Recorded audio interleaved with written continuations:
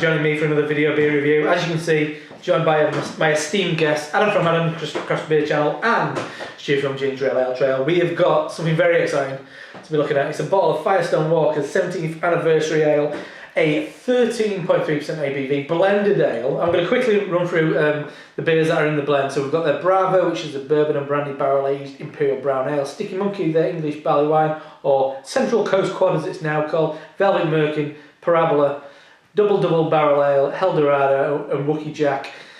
It's going to be awesome. Pick this up at, interestingly, I think there were 2 bottles of it available at Brunel Beer Festival this year. I took the day off just so I could pretty much get this beer. Really excited to be sharing it and trying it. So yeah, great. So it's open then. Yeah. So one thing I guess we failed to mention was this is the 2013. That's right. release. So I mean, they have done a couple of these since then. Wow. In fact, I think they've only just released the anniversary of this year in 2015. But each year they don't just use the same beers. They use different beers every year. So each year it does come out slightly different. And I've heard fantastic things in particular about this year.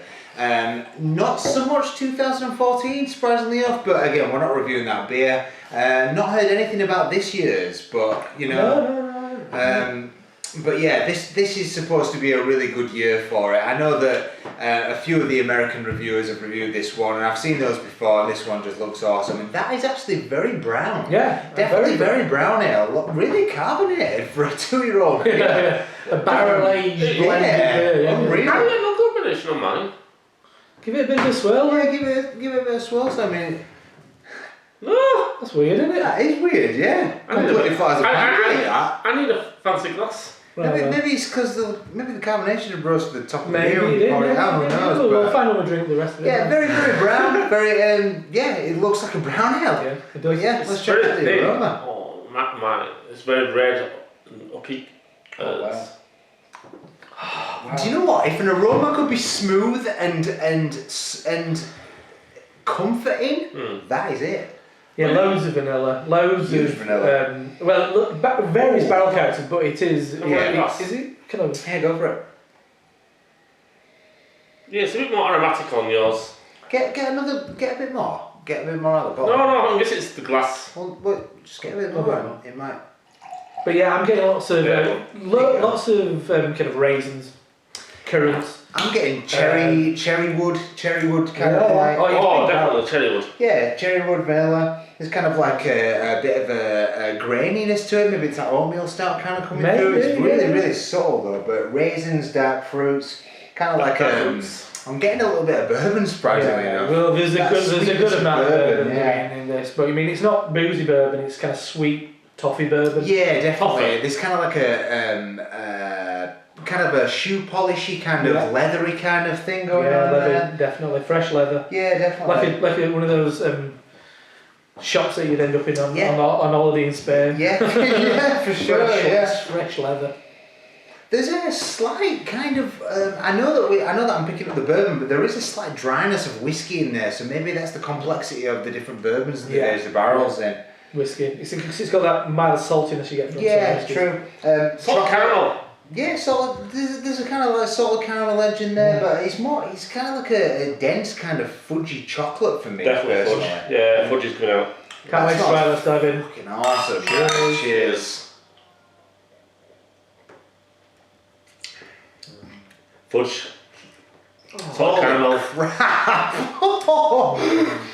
You get a little bit of like cornflake oatmeal-y kind of thing. Glass velvet milk coming through. That is literally for me the first thing that kind of pops to mind is chocolate milkshake on oats or something. Yeah. Chocolate milkshake on cereal. Yeah. You actually see all those different beers coming out of it. Yeah. It's weird. You're definitely spotting something quad-like in there. You're definitely spotting a lot of kind of barley wine. Yeah. Hint of that dark malt. There's not that malt's not that. It's subtle, That, isn't it? yeah, It's it really adds subtle. a little of that kind of like that chocolatey, velvety quality. Does that the darker beers? But then it is primarily driven by kind of toffee and barrel for me. It's beautiful. Oh. Definitely reminds me of when we had fruit from from Do you the know what? brewery. It's got that old ale quality about it with a bit more sort of roast and chocolate. But I tell you what it is for me. This is just how it goes in the mouth. Yeah.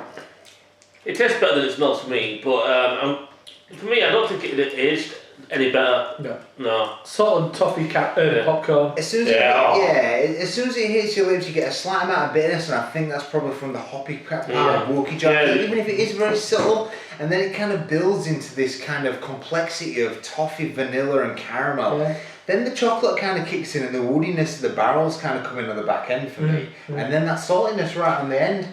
British barley wine is a big part of it for me. I mean, Definitely. I recently got to try an old bottle of Lee's Harvest Ale, which, to be honest, was fucking awful. Wow, yeah. But I still need to try it. It's the basic beer in that it very much kind of along those lines.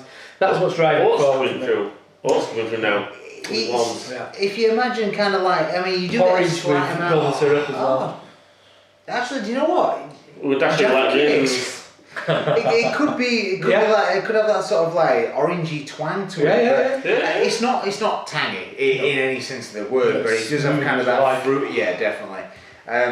For me, it's kind of like I do get a little bit of the bourbon, the vanilla bourbon. It's like very vanilla-y forward bourbon, but it's kind of like raisins dipped in bourbon, and then sort of like this big sort of complex chocolate toffee edge on the back end, maybe. Well, it's one of the best blend beers I've had. I mean, it just shows we've had some great brewers today showing it's great quality brewing, and this shows great blending of beers, and which is an art form in its own.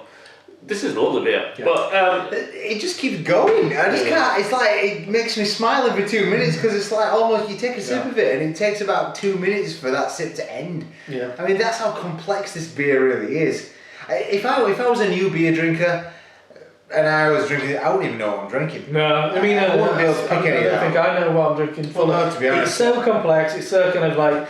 But that's the thing with Firestone Walker, it's so masterfully done. I mean, they are, in my eyes, the best brewer in the world. I think but it's like you mentioned it, porridge, raisin sultanas, a little dash of honey, boom, in the glass. I think the way they do this as well is that they come together each year with a bunch of winemakers, and then they blend the beer together with winemakers, so you can tell how much care they've actually taken to create such a masterpiece that is this beer. It shows that they care what people drink. Yeah, I mean that's the beauty about craft beer, isn't it? 17, and going on 18, and soon going on 19. Absolutely stunning. That is Firestone Walker's 17th anniversary ale. Fantastic stuff. 13.3% ABV. Check out Brutal. Awesome. Brutal. See you next time. Cheers. Bye.